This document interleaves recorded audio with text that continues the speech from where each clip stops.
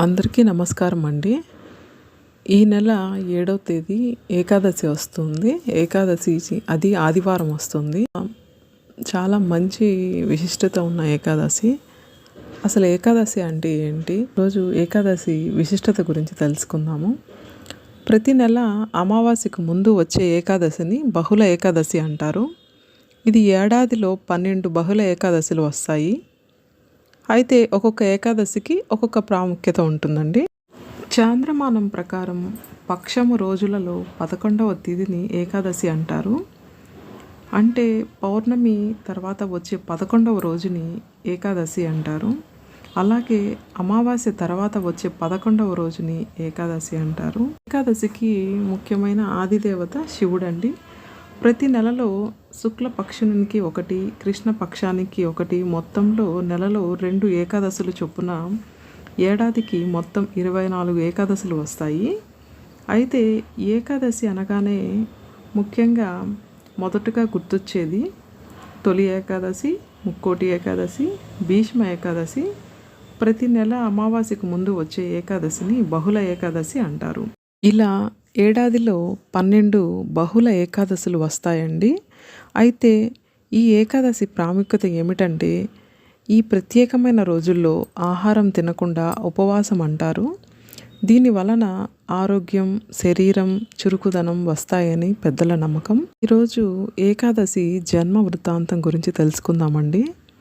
అనగనగా మురాసురుడు అనే రాక్షసుడు ఉండేవాడు. అతను మహాబలవంతుడు.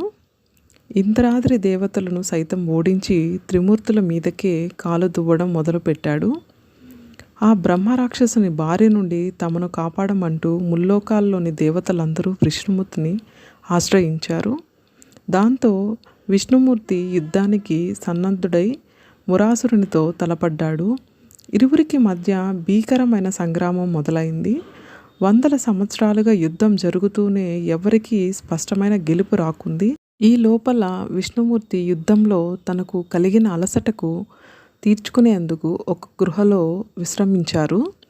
విష్ణుమూర్తి విశ్రాంతిని తీసుకుంటున్న విషయం మురాసురునికి చేరింది. విష్ణువు నిద్రలో ఉండగానే అతన్ని సంహరించాలనుకుని నిదానంగా గృహను చేరుకున్నాడు. కానీ విష్ణుమూర్తిది అంతా యోగ నిద్ర కదా. ఎప్పుడైతే చెడు తలంపులతో ఆయన దగ్గరకు మురాసురుడు చేరుకున్నాడు, వెంటనే విష్ణుమూర్తిలో నుంచి ఒక శక్తి ప్రభవించింది. ఆమె ఏకాదశి. ఆమె పేరునే ఏకాదశి అంటారు. కేవలం తన కంటి చూపుతోనే ఆ మురాసురుని భస్మం చేసింది. ఆ శక్తినే ఏకాదశి దేవి అని పిలుస్తారు. తన రక్షణ కోసం ప్రత్యక్షమైన ఏకాదశి దేవతని చూసి విష్ణుమూర్తి చాలా ప్రసన్నమయ్యాడు. నీకేం వరం కావాలో కోరుకోమంటూ అభయాన్ని ఒసిగాడు. దానికి ఏకాదశి దేవి తాను ఒక ముఖ్యమైన తిథిగా నిలిచిపోవాలంటూ, ఎవరైతే ఆ రోజున ఉపవాసం ఉండి విష్ణుమూర్తిని ధ్యానిస్తారో వారి పాపాలన్నీ హరించుకుపోవాలని కోరుకుంది. ఆమె కోరికలను విష్ణుమూర్తి తన అంగీకారాన్ని తెలపడంతో ఏకాదశికి విశిష్టత ఏర్పడింది. మురాసురుని సంహరించినందుకు విష్ణుమూర్తికి కూడా మురారి అన్న పేరు సార్థకమైందని మనకు పురాణాలు తెలియజేస్తున్నాయి. ఈ ఏకాదశి ఈ సంవత్సరంలో వచ్చే మొదటి ఏకాదశి అండి ఇది. ముఖ్యంగా ఈ పవిత్రమైన రోజున ప్రజలు విష్ణుమూర్తికి పూజలు చేసి, విష్ణుమూర్తి దేవాలయ దర్శనం చేసి, ఏకాదశి వ్రతం అని కూడా ఉందండి. అలవాటు ఉన్నవారు, సాంప్రదాయం ఉన్నవారు ఏకాదశి వ్రతం కూడా చేసుకుంటారు. వ్రతం చేసుకోలేకపోయినా, కనీసం దేవాలయ దర్శనం చేసుకోలేకపోయినా, కేవలం ఉపవాసం ఉండి ఓం నమో భగవతే వాసుదేవాయ, ఓం నమో భగవతే వాసుదేవాయ, ఓం నమో భగవతే వాసుదేవాయ అనే ఈ మహామంత్రాన్ని, విష్ణు మంత్రాన్ని మనం 108 సార్లు జపించినా చాలండి.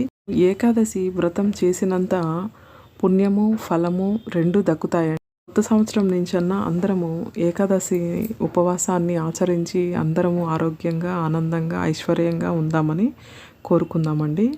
ఏదైనా తప్పులుంటే క్షమించండి.